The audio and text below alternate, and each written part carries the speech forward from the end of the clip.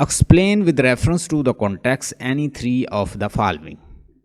By the word, I think my wife be honest, and think she is not. I think that thou art just, and think thou art not. I will have some proofs, my names, that was as fresh as Dian's visage. Dian का मतलब होता है Dian's, beautiful, खूबसूरत. Dian visage, visage का मतलब शक्ल, बड़ी खूबसूरत शक्ल. Is now begrimed and black as mine own face. आप इसको जरा गौर से देखिएगा, किसका डायलॉग लगता है आपको? ये रेफरेंस टू द कॉन्टेक्स्ट है. आप जस्ट अपने कोर्स के हवाले से देख लें, कोई इसमें से एक लाइन भी आपको याद रह जाए तो बंदा कहीं लिख लेता है. अच्छा, ये बात कर रहा है अथेलो किसके साथ? इयागो के साथ. इयागो से वो क्या कह रहा है कि मैं बड़ा वेवर्ड सा हूं, मतलब मैं डिसाइड नहीं कर पा रहा कि what is good and what is bad. By the word, कहता दुनिया की कसम, I think my wife be the honest, मैं अपनी वाइफ को बड़ा ही ऑनेस्ट समझता, बड़ा honest.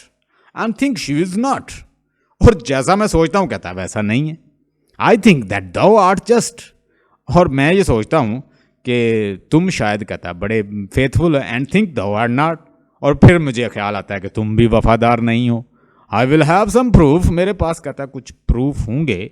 My names that was fresh as Dian's visage is now begrimed and black as mine own face. कहता है फिर मैं देखता हूँ कि मुझे ऐसे ही नज़र आता है, जब मैं प्रूफ देखता हूँ अपनी वाइफ के अगेंस्ट, तो मुझे उसका करैक्टर ऐसे ही नज़र आता है जैसे मेरा काला फेस है, ब्लैक फेस है. तो मतलब here he is talking to Iago and he's telling about his feeling that whatever I think that he or she is good, but he or she does not look me good. So whatever I see with the proof and the things as a beauty, as the appearance and the visage, whatever I see, it looks me very beautiful. But once I see as the character and with the proof, I come to the conclusion that her character is just like my face. तो मेरे face की तरह black ही उसका character फिर मुझे नजर आता है. तो ये रेफरेंस टू द कॉन्टेक्स्ट है, इसमें हम रेफरेंस लिखते हैं. These line been taken from the Othello by Shakespeare, and then will discuss about the summary के यहाँ पे एक मूर है, and he was a victim of Iago, and he was under the influence of Iago. He killed his innocent wife and ultimately he repented. उसके बाद हम इसको बताएंगे कि कौन किससे बात कर रहा है, कहाँ बात हो रही है. एक्ट 3 है, सीन 3 है, इयागो बात कर रहा है, इयागो से बात हो रही है, डिस्कशन चल रही है कि मुझे जो मैं बड़ा बिल्डर और बड़ा बैफल्ड हूँ, जो चीज़ मुझे नज़र आती है वैसी होती नहीं. मैं तुम्हें समझता हूँ बड़े वफादार, और फिर कहता हूँ नहीं हूँ. मैं अपनी वाइफ को समझता हूँ दुनिया की खूबसूरत और अच्छी वाइफ है, लेकिन जब मैं उसके करैक्टर की तरफ देखता हूँ सबूत के साथ, तो उसका फेस मुझे ऐसे ही काला नज़र आता है, उसका करैक्टर जैसे मेरा काला फेस है. मतलब ये आपने रेफरेंस टू द कॉन्टेक्स्ट लिखना है. Accursed Faustus, wretched, what hast thou done?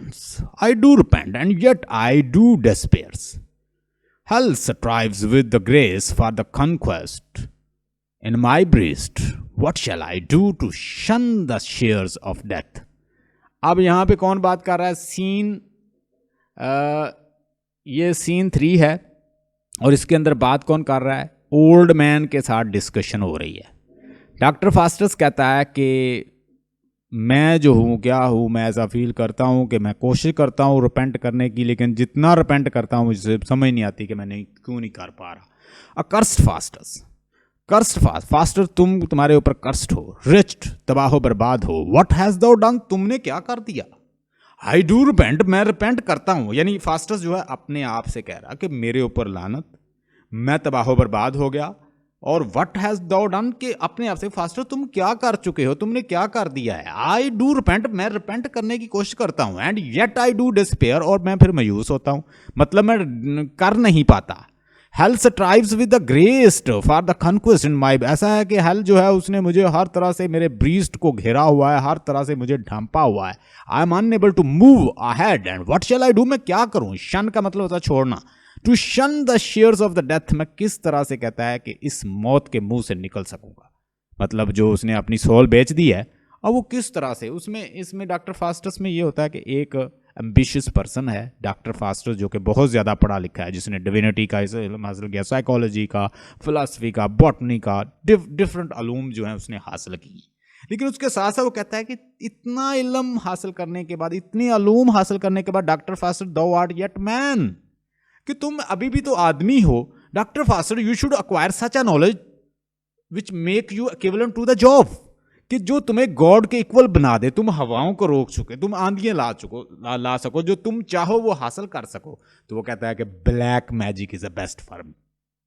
अपने 2 फ्रेंड्स को बुलाता है और उसके बाद क्या करता है, वो प्रैक्टिस करता है ब्लैक मैजिक की। और वहां पे मेफिस्टोफेली आता है, उसे बताता है कि हेल कितना बड़ा है। मेफिस्टोफेली उसे ये भी बताता है कि जहन्नम कोई खास प्लेस नहीं है, हम जहां जाते हैं वहां ही जहन्नम है। वो उसे रोकता है कि ये अच्छा काम नहीं है। वो कहता है कि वो हर सूरत ब्लैक मैजिक को हासिल करेगा और उसके लॉर्ड लूसीफर को खुश करेगा। वो कहता है कि फिर लिख के दो पैक्ट, तुम्हें 24 ईयर के लिए वलप्चुअस लाइफ दी जाएगी। वो कहता है कि वलप्चुअस, वो कहता है what a word of delight and beauty.